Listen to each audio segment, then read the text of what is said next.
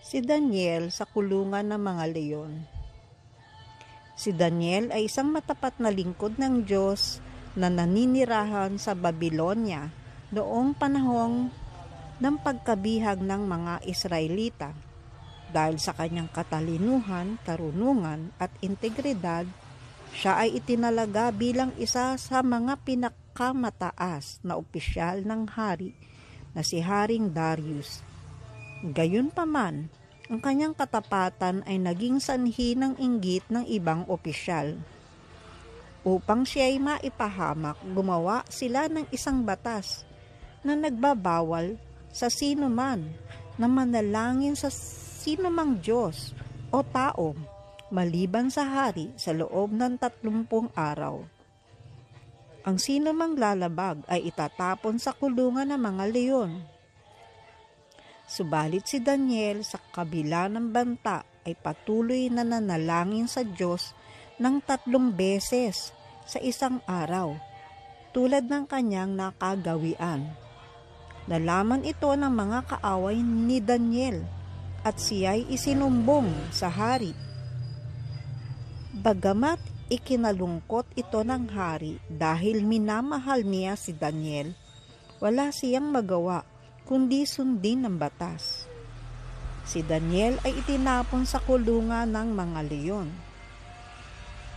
Bagamat itinapon siya sa kulungan ng mga leon, dahil sa paninibugho ng kanyang mga kaaway, siya ay hindi napahamak.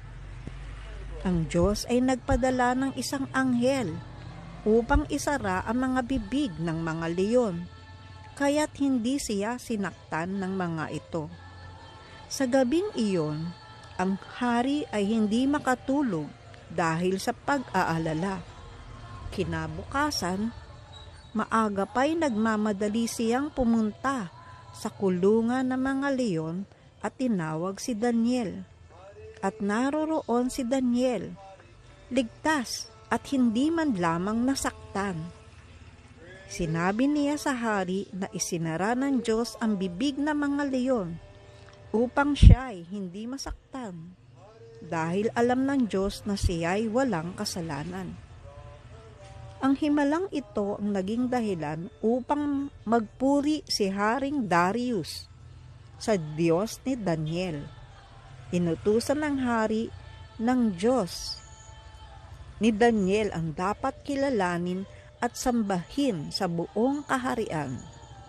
Samantala, ang mga taong nagplano laban kay Daniel ang itinapon sa kulungan ng mga leon, at sila'y nilapa agad ng mga hayop.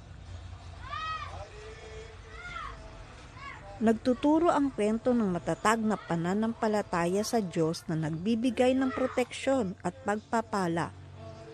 Ipinapakita rin nito na ang Diyos ay laging tapat sa mga nananalig at sumusunod sa Kanya, kahit pa sa gitna ng pinakamalaking pagsubok.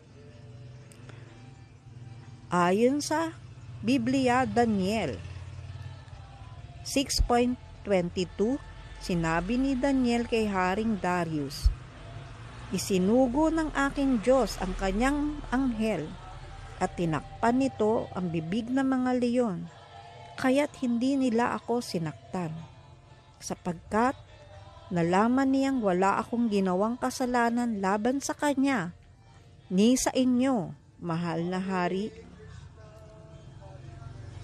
Haribol.